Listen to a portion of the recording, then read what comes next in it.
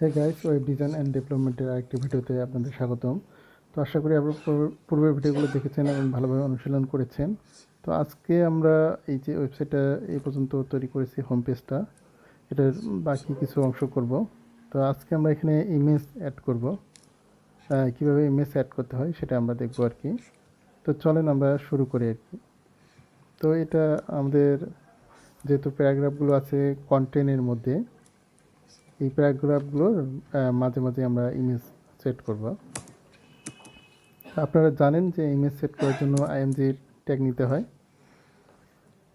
তো আমরা প্রথমে আইএমজি ট্যাগ নিয়ে নিচ্ছি। আইএমজি ট্যাগ একটা সিঙ্গেল ট্যাগ, এটা আপনারা জানেন। তারপর হলো যে ইমেজটাকে কল করার জন্য এসআরসি নিতে হবে।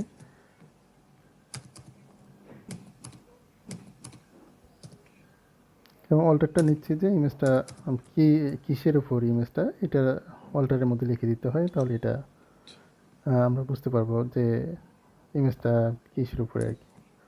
এটা আপনারা জানেন, তারপর আমি বললাম আর কি।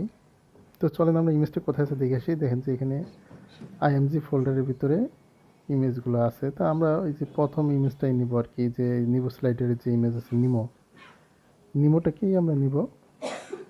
আমরা এই নিমোটাকে কপি করে নিচ্ছি।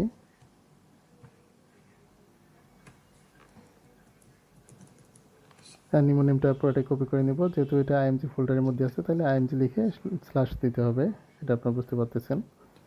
তো আমরা এখানে ইমেজ নেমটা এসআরসির ভিতরে কল করে দেব যে আইএমজি স্ল্যাশ ইমেজ নেমটা আর কি, নিমো ডট জেপিজি। এখন আমরা এখানে অল্টারের মধ্যে লিখতে দেবো এটা একটা নিমো পিকচার, যে নিমো স্লাইডারের নিমো পিকচার, আমরা জাস্ট সিম্পলি এটা লিখে দিলাম। তো এটা চলেন আমরা সেভ করে দেখি যে ইমেজটা আসলো কিনা। যে আমরা রিফ্রেশ করলে দেখতে পাবো যে এখানে একটা প্যারাগ্রাফের মাঝে ইমেজটা চলে এসেছে। দেখেন যে ইমেজটা সুন্দরভাবে চলে এসেছে এবং অনেক বড় সাইজ নিয়েই চলে এসেছে। তো চলেন আমরা ইমেজটাকে স্টাইল দেবো। এখন আমরা ইমেজটাকে কীভাবে স্টাইল দেওয়া যায়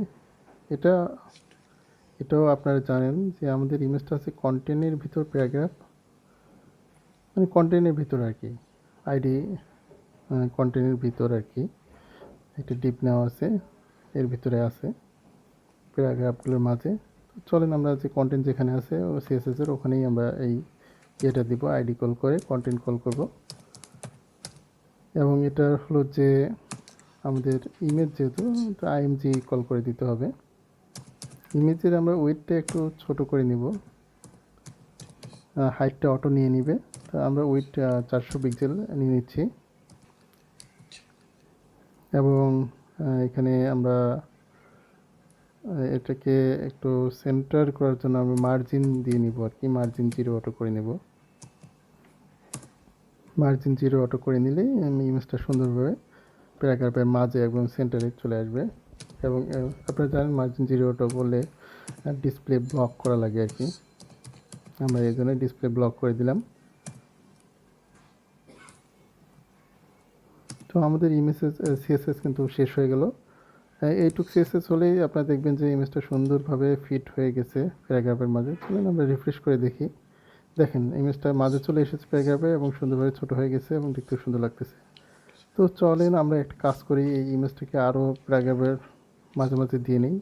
এটা জাস্ট কপি করে নিলেই হবে, কারণ হলো যে ইমেজ তো সিএসএস কল করা আছে এবং এর উইথ মার্জিন সব কিছু দেওয়া আছে। আমরা জাস্ট 2টা প্যারাগ্রাফ পরপর ইমেজটাকে দিয়ে নিব। আপনারা দেখছেন আমরা 2টা প্যারাগ্রাফ পরপর দিচ্ছি। আপনার মানে এটা হলো যে আপনাদের ইচ্ছা, অথবা ক্লায়েন্ট আপনাদেরকে যেভাবে বলবে এবং যে ইমেজ সেট করতে বলবে আপনারা সেভাবেই সেট করবেন। এটা আমি আপনাদেরকে একটা ডেমো দেখাচ্ছি, আপনারা অবশ্যই বুঝতে পারছেন। তো এইভাবে আপনারা ইমেজগুলো সেট করে নেবেন। এখানে ইমেজ আপনার বিভিন্ন ইমেজ দিতে পারেন, জাস্ট নেমটা চেঞ্জ করে দিলেই আপনার ইমেজটা কিন্তু চেঞ্জ হয়ে যাবে। চলেন আমরা রিফ্রেশ করে দেখি যে কী হলো বিষয়টা। দেখেন যে সুন্দরভাবে ইমেজগুলো চলে এসেছে এবং প্রত্যেকটা ইমেজ আগের মতো মানে একদম সিএসএস পেয়ে গেছে আর কি। তো এইভাবে আপনারা ইমেজগুলো সেট করে নেবেন। ভালো থাকবেন, সুস্থ থাকবেন, আমার সাথেই থাকবেন এবং বেশি বেশি করে প্র্যাকটিস করবেন। আশা করি আপনারা পারবেন।